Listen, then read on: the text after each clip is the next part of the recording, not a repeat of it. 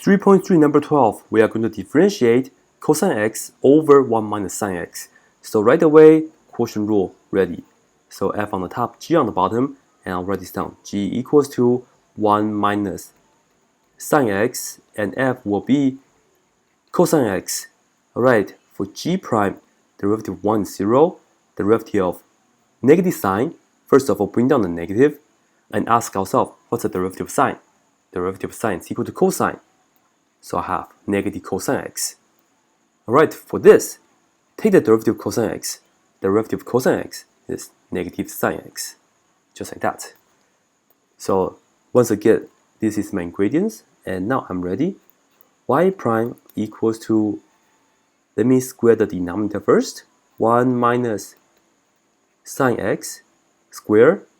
And on the numerator, this is going to be, I'll pair these two up together. 1 minus sine x, let me put this in parentheses, 1 minus sine x times negative sine x.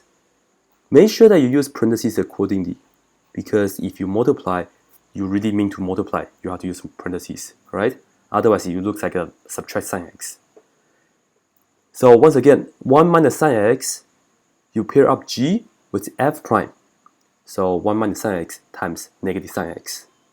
And then for quotient rule, the second part is going to be, you subtract, you pair f and g prime.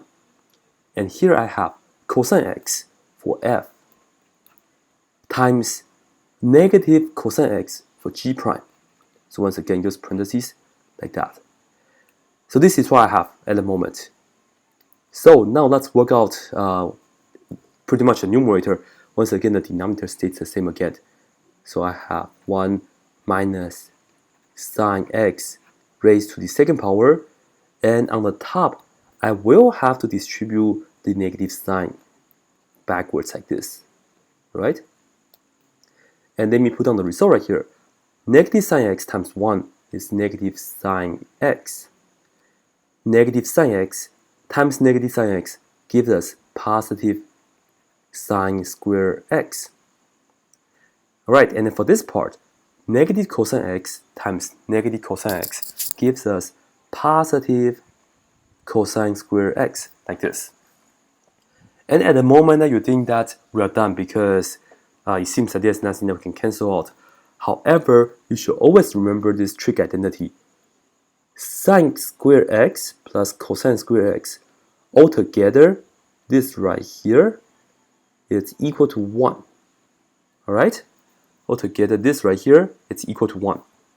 So I can use that trig identity, and with that said, let me write the top as 1 minus sine x.